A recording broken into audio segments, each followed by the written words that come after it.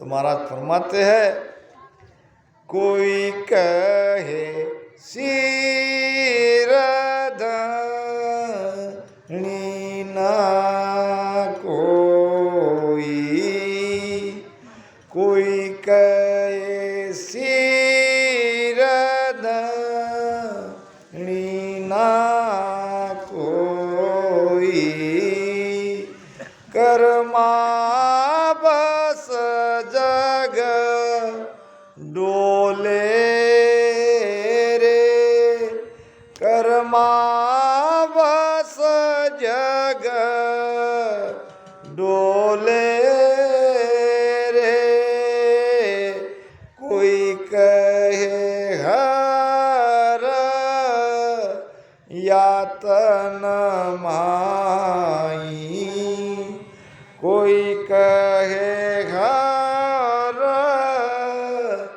यातन माई, करता निस दिन बोले रे लो, करता निस दिन बोले रे लो, ऐसा है कोई, ऐसा है कोई, ऐसा है कोई, ऐसा है कोई, ओ ब्रह्म दुबद्या मेटे रे, ओ ब्रह्म दुबद्या मेटे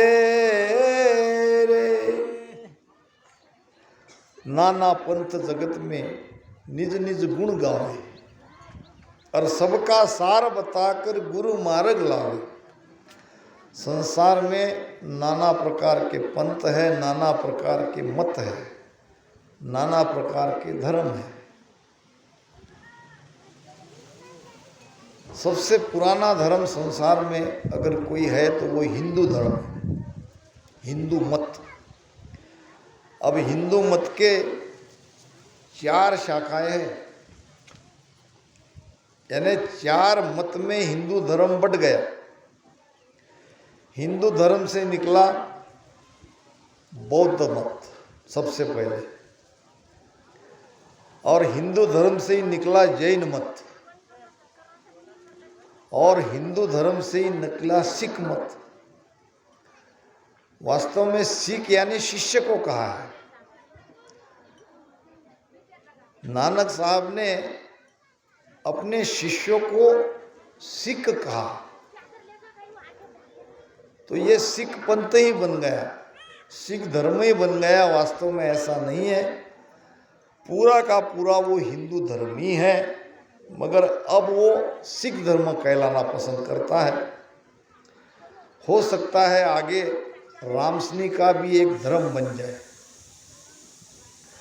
अभी हम इकट्ठे नहीं हैं, तो कोई जात पात नहीं रहेगी, हम सब रामसनी धर्म ही कहलाना पसंद करेंगे। रामसनी धर्म में ही हमारे बेटा बेटी की शादी होगी।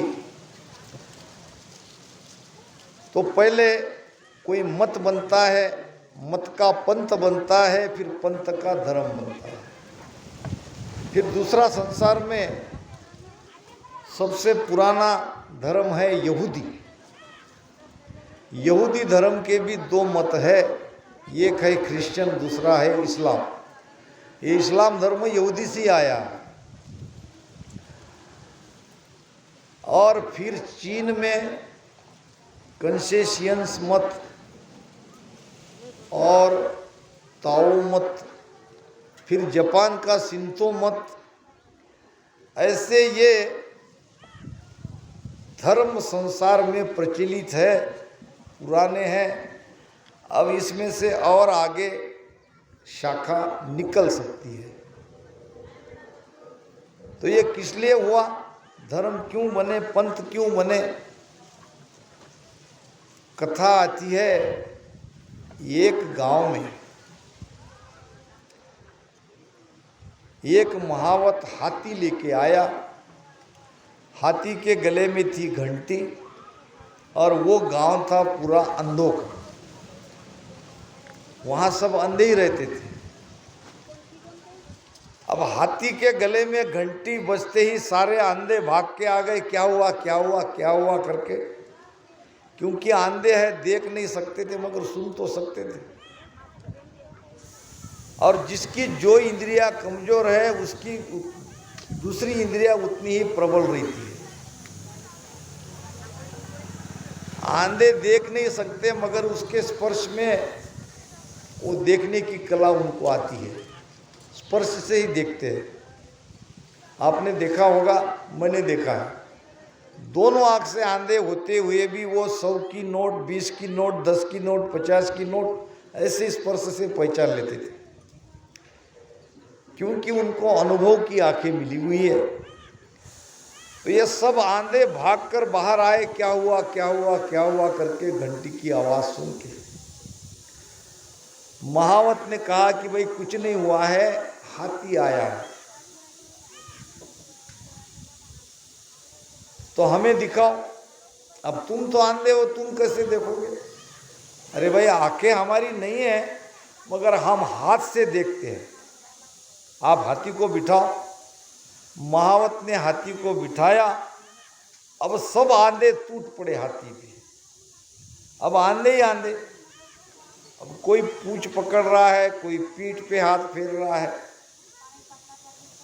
कोई पैर के पकड़ के बैठा है, तो कोई सूंड को पकड़ के बैठा है, तो कोई कान को पकड़ के बैठा। बहुत देर हाथ से देखने के बाद उस महावत ने कहा अब चलो देखना हो गया होगा तो मैं जाता हूँ। उसने कहा हाँ देख लिया हमने। और महावत अपने हाथी को लेके चला गया। कहने लगा कि 4 दिन बाद मैं दोबारा इसी रास्ते से वापस मेरे घर जाऊंगा। अब वहाँ हाथी के बारे में चर्चा चल रही थी। अब सारे अंधे जिसने हाथी को जैसा अनुभव किया वो कहने लगे। कोई कहने लगा हाथी एकदम सपाचट है, पीठ पे जिसने हाथ रखा उसने, पूंछ पकड़ के जिसने निरीक्षण किया वो कहने लगा हाथी पतली लकड़ी के जैसे है और उसको आगे थोड़ा सा गुच्छ के जैसा है। दूसरा कहने लगा तुम झूठे हो, मैंने हाथी को देखा, हाथी तो बड़े खाम के जैसे, जिसने उसके पैर को स्पर्श किया वो। तो चौथा कहने लगा हाथी तो उस टेढ़ी लकड़ी के जैसे है जिसने सूंड पकड़ा था, उसने कहा। पांचवा कहने लगा मैंने जो देखा वो छादले के जैसा है और ये मेरा दावा है। अब सब आंधे अपनी अपनी बात पे अड़ गए। सब कहने लगे कि हम जो कहते हैं वही ठीक है, हम जो कहते हैं वही ठीक है। कोई किसी की बात नहीं सुन रहा था। अच्छा, सबने अनुभव किया, अपना अपना अनुभव, उसने जो अनुभव किया वो तो वो कह रहे थे। अब फिर पंथ हो गए। सूंड वालों का अलग पंथ,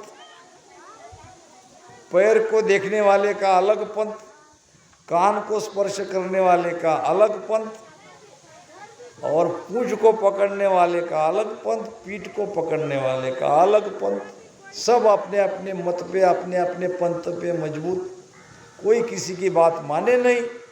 यहाँ तक कि उन सब में अलग अलग धर्म में बोलचाल बातचीत भी बंद हो गई। अब कुछ अंधे बाहर चले गए थे।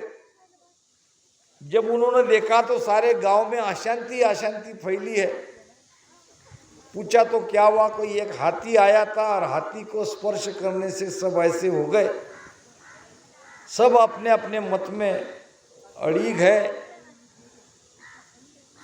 तो कहाँ है हाथी वाला, तो कह के तो गया था कि वो 4 दिन बाद आने वाला है, और हुआ भी वैसा। हाथी जो महावत था वो हाथी के लेके 4 दिन उसी गांव में आया, तो ये सब आंधे दोबारा उसके पास आए और सबने बखान किया हाथी का। तो महावत कहता, अब कोई पैर को हाथ लगाने वाला कहता कि हाथी जाड़ लकड़े के जैसा है, बोलो सच है कि झूठ? महावत कहता बिल्कुल सच। पूंछ को हाथ लगाने वाला कहता कि हाथी एक पतली लकड़ी के जैसा है, मैंने देखा है, सच है कि झूठ? महावत कहता हाँ तुम भी सच्चे हो। कान को स्पर्श करने वाला कहता कि हाथी छादले के जैसा है, बोलो मैं झूठ कह रहा हूँ? तो कह बिल्कुल सच कह रहे हो, वैसा है। जिसने जैसा अनुभव किया वो कहने लगा, और महावत कहता कि सब आप बरोबर हो। फिर दूसरे आंधे कहने लगे हाथी एक ही था, कई 10-12 हाथी थे, तुम सबकी बात बराबर कर रहे हो, सभी क्या बराबर कह रहे हो, क्या माजरा है? महावत कहने लगा ये जो हाथी के बारे में कह रहे हैं वो सब सही है, मगर इन्होंने किसी ने भी पूरे हाथी को देखा नहीं। अब पूरे हाथी को देखा नहीं तो अपने अपने मत पे ये स्थिर है, मगर इनको झूठ भी नहीं कह सकते। फिर सब अंधे कहने लगे फिर पूरा हाथी कैसा है? तो पूरा हाथी बताया नहीं जाता, ये बताने की चीज नहीं है। आपके आंखों का ऑपरेशन करना पड़ेगा। आपके आंखों की रोशनी चली गई है, रोशनी जब वापस आ जाएगी तो आप पूरा हाथी देख लोगे, नहीं तो ये बताने की वस्तु नहीं है। परमात्मा भी ऐसा ही, परमात्मा बताया नहीं जाता, परमात्मा कैसा है वही दिखाया नहीं जाता, परमात्मा अनुभव का विषय है। और अनुभव में तब आएगा जब हमारी वो दृष्टि खुल जाएगी, वो दिव्य दृष्टि खुल जाएगी, तभी परमात्मा का अनुभव आएगा। महाराज फरमाते हैं ऐसो ज्ञान प्रकाशो आई, दिव्य नैण जब खुला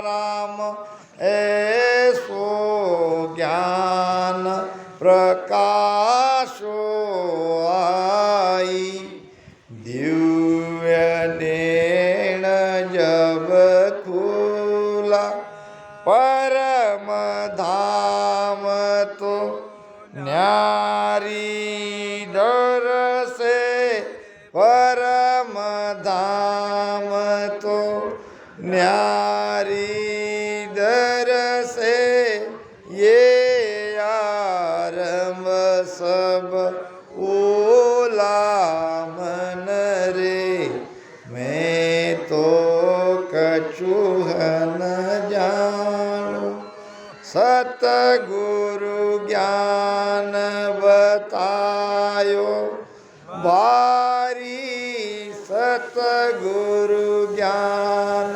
बतायो भारी, जब उलटी कर तानु मन रे, मैं तो कछु न जानू। सदगुरु की कृपा चाहिए, सदगुरु कृपा से हमारी दिव्य दृष्टि जागृत होती है। ऐसो ज्ञान प्रकाश आई, भीतर में ज्ञान का प्रकाश होता है, उससे भीतर का अंधकार मिट जाता है। दिव्य नैन जब खुले, दिव्य नैन खुल जाता है और दिव्य नेत्र से भीतर का सारा नज़ारा साफ दिखाई देता है। परम धाम तो न्यारी दर से ये आरंभ सब हुला, यानी परम धाम तो आगे है और ये जो बीच में होने वाले चेन है, जो दिखाई देते हैं, जो सुनाई पड़ते हैं, ये प्रारंभ के लक्षण है। ये उस परम पद के लक्षण नहीं है, ये उस दिव्य नेत्र से समझ में आता है। दिव्य नेण माया का खुलिया, ब्रह्म अखंडित सूझे राम। दिव्य नेण माया का खुलिया, ब्रह्म अखंडित सूझे के सुख राम। ब्रह्म का खुलिया के सुख राम। ब्रह्म का खुलिया परम धाम। जन बूझे वो मन रे, मैं तो कछुहन जानू। दिव्य नैन माया का खुलिया, माया के दिव्य नेत्र खुल गए।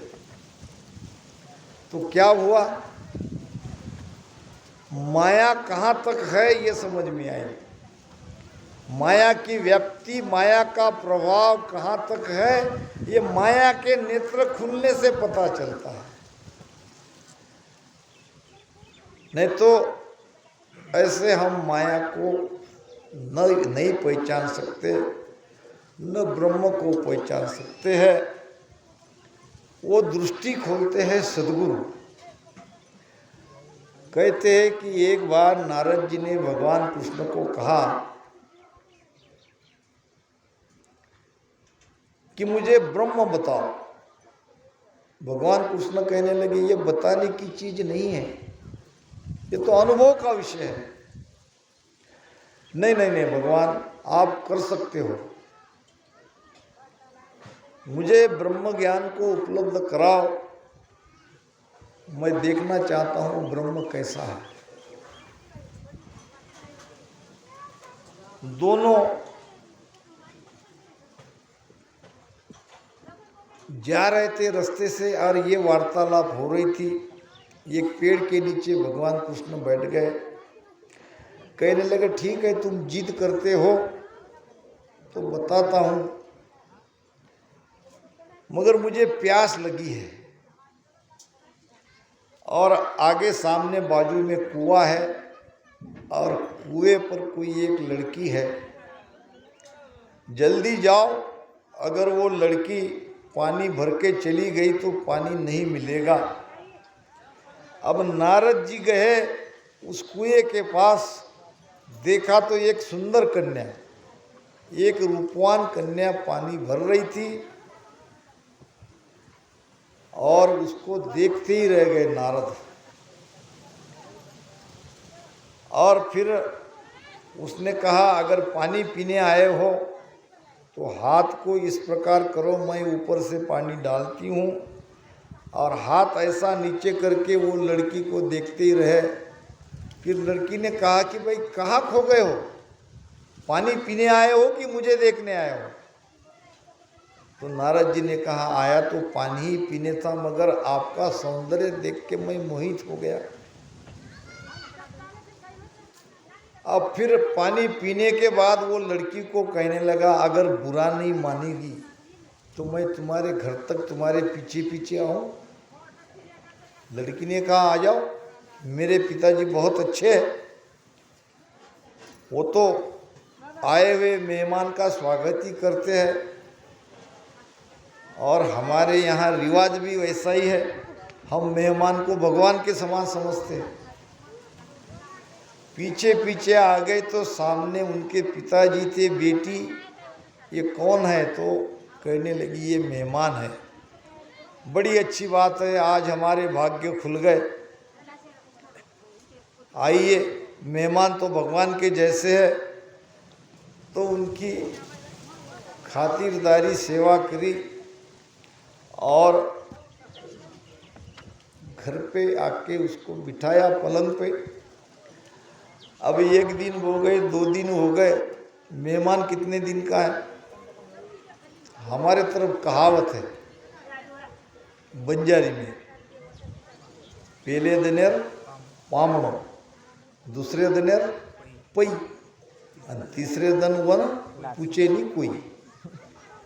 यानी ज़्यादा से ज़्यादा 2 दिन रहना चाहिए। अगर 2 दिन के ऊपर अगर वो रहता है तो वो मेहमान नहीं है। कहते हैं कि पति पत्नी थे एक घर में और एक मेहमान आया। अब मेहमान आया तो मेहमान जाने का नाम ही नहीं ले रहा। अब दोनों ने विचार किया कि इसको कैसे भगाए। अब कम से कम मेहमान को तो कोई जाओ करके कहीं नहीं कहते नहीं ना, आज भी नहीं कहते। फिर एक दिन पति पत्नी ने नाटक किया, ये ऐसे नहीं जाएगा, हमको कुछ न कुछ इसका उपाय करना पड़ेगा। और पति ने कहा, देखो मैं तुम्हें गाली दूंगा और मैं तुम्हें मारूंगा, यानी मारने का नाटक करूंगा।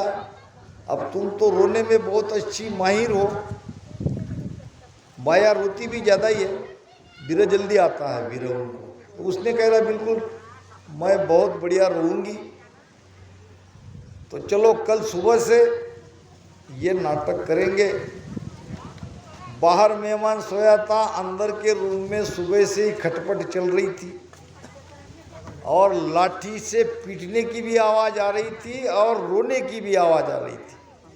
अब वो लाठी से दरवाजे पर दीवार पर पीटता और ये रोती, मार डाला मार डाला मार डाला, बचाओ बचाओ बचाओ।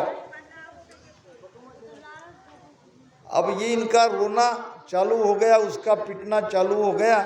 मेहमान ने अपनी बैग में कपड़े भरे और चला गया बाहर। और बाहर जाके पति पत्नी ने देख भी लिया। जब वो दिख नहीं रहा है तो फिर पति ने कहा कि अब रोना धोना बंद करो, मैंने तुम्हें जानबूझकर मारा था क्या? सचमुच थोड़ी मारा है तो जो तुम इतनी जोर से रो रही हो। पत्नी कहने लगी मैं सचमुच थोड़ी रो रही हूँ मैं तो रोने का नाटक कर रही हूँ। अब उधर से मेहमान आ गया, वो भी कहने लगा मैं सचमुच थोड़ी मैं चला गया, मैंने तो भी जाने का नाटक किया। तो ऐसे मेहमान अगर आएंगे तो क्या होगा उस परिवार का सोच लो। तो महाराज कहते हैं मेहमान ऐसा चाहिए। अब ये नारद जी आ गए वहाँ और फिर जाने का नाम नहीं ले रहे। कहने लगे उसके पिताजी को कि अगर आपकी आज्ञा हो तो मैं कुछ दिन यहाँ रहूँ, मेरा बहुत मन लगा है। नारद जी को कहा, उस लड़की के पिता ने, जब चाहे जितने दिन चाहे आप रहो, खुशी से रहो, हमको तो आनंद है। हमको तो आपके जैसे देवतुल्य इंसान की सेवा करने का मौका मिला है, रहो। कुछ दिन रहने के बाद फिर एक दिन उसने कहा कि ऐसा है कि मुझे आपकी लड़की बहुत पसंद है, आप अगर चाहो तो आपकी लड़की के साथ मैं शादी करने के लिए तैयार हूँ। लड़की का बाप कहने लगा ये तो बड़ी अच्छी बात है। हर एक पिता को बेटी की शादी की चिंता सताती है और तुम जैसे सुयोग्य वर अगर मेरी बेटी को मिलता है, मेरा दामाद बनता है, तो इससे ज़्यादा और खुशी की बात क्या। शादी भी हो गई और कहने लगा नारद कि एक मेरी प्रार्थना है कि मेरे पास कोई घर नहीं है, अब पैसे कमाऊंगा शादी होने के बाद तो फिर मैं अपना मकान बनाऊंगा, तो तब तक मुझे आपके घर में रहने की इजाज़त चाहिए। तो उस लड़की का पिता कहने लगा मैं तो ऐसे ही लड़के को ढूंढ रहा था जो मेरा घर जवाई बने, और तुम तो स्वयं यहाँ रहने के लिए तैयार हो। मेरा एक बेटी की सिवाय कोई नहीं है, ये घर आपका ही समझ के यहाँ रहो। अब रहने लगा। एक बेटा हुआ, दूसरा बेटा हुआ, कुछ सालों बाद तीसरी बेटी हो गई और बड़े मज़े से आनंद से नारद का जीवन व्यतीत होने लगा। बारिश का मौसम था और एक दिन मूसलधार धुआंधार बारिश हुई। 3 दिन तक बारिश लगातार होती रही। सारे गांव में बाढ़ ही बाढ़। और नारद जी जहाँ रहते वहाँ भी बाढ़ आने लगी। तो नारद ने अपने तीनों बच्चों को, पत्नी को लेके ऊंचाई पर थोड़ा बैठने की कोशिश करी। धीरे धीरे पानी बढ़ने लगा। छोटी बेटी पानी में बह गई। पत्नी रोने लगी। नारद ने कहा अब रोने का समय नहीं है, अब गई तो गई, 2 बेटे हैं, हम 2 हैं, चलो अपनी जान बचा लेंगे। जान बताते बताते पानी के प्रचंड प्रभाव में एक बेटा बह के चला गया। अब बेटे की तरफ देखने को फुर्सत कहाँ थी। नारद जी ने कहा चलो एक बेटा तो है, चलो लेके इसको बचा लो। जो गया वो गया। अब धीरे धीरे वो बेटा भी चला गया। अब बच्चे पति पत्नी। पत्नी बहुत रोने लगी। नारद ने कहा अब रो मत, ये तो सारा किस्मत का खेल है। हम 2 तो अभी है, बच्चे और हो जाएंगे, चलो जल्दी करो, अब यहाँ रुको मत। पत्नी का हाथ पकड़ते पकड़ते नारद जी ऊंचे टीले पे जा रहे थे तो पत्नी भी हाथ छूट गया, पत्नी चली गई। देखते ही देखते नारद का सारा परिवार उस बाढ़ में बह गया। अब वो परमात्मा को याद करके रोने लगा। अब मैं क्या करूं, अब मैं क्या करूं, मेरा कोई नहीं है, मैं अकेला ही हूं, हे भगवान मेरा क्या होगा। ऐसे रोते रोते भगवान कृष्ण ने उसके कंधे पर हाथ रखा। नारद जी क्या हुआ। फिर वो जागरूक हो गए। क्या ये जो मैं अभी तक देख रहा था ये क्या था। क्या देखा तुमने। यही आपने मुझे पानी लेने के लिए भेजा और पानी लेने तो गया, वहाँ से यहाँ तक की सारी बातें उन्होंने भगवान कृष्ण को बताई। तो अकेले में जो तुम्हें अनुभव हुआ सब तुम्हारे साथी बिछड़ गए और तुम अकेले के जो स्थिति का अनुभव किया यही है ब्रह्म ज्ञान। ब्रह्म ज्ञान में दुविधा नहीं है, वहाँ 2 नहीं है, वहाँ एक ही है। महाराज कहते हैं न्यारो पद को सब कहे भेद न जाने कोय,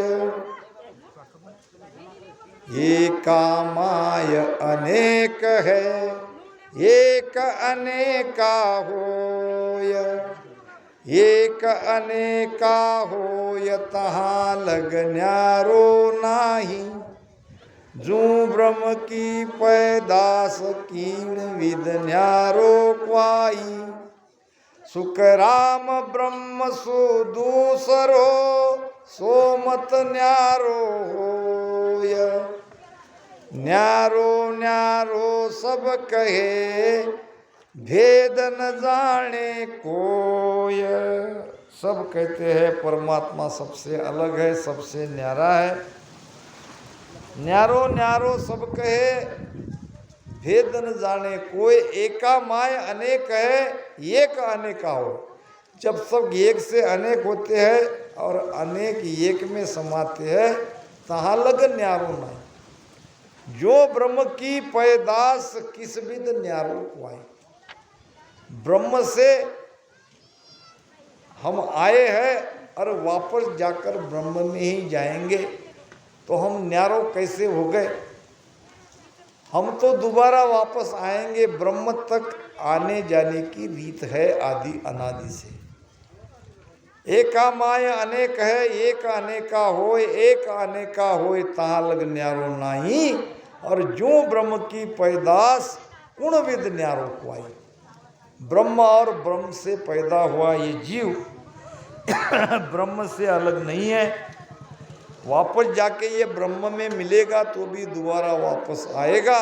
सुखराम ब्रह्म सु दूसरो, ब्रह्म से दूसरा यानी सस्वरूप आनंद पद, स्वस्वरूप का ज्ञान यह है ब्रह्म से अलग। अब जो कोई अपने स्वरूप में जाके मिल जाएगा वो दोबारा वापस जन्म मरण में नहीं आएगा, ये चक्कर से सदा मुक्त हो जाएगा। तो महाराज कहते हैं इसो अद्भुत लखायो मोय और मही मैं राम दुजो नहीं। तो उस एक की स्थिति में हमको जाना पड़ेगा और वो है परमात्मा, वहाँ है आनंद, वहाँ है मोक्ष। तो महाराज यहाँ कह रहे हैं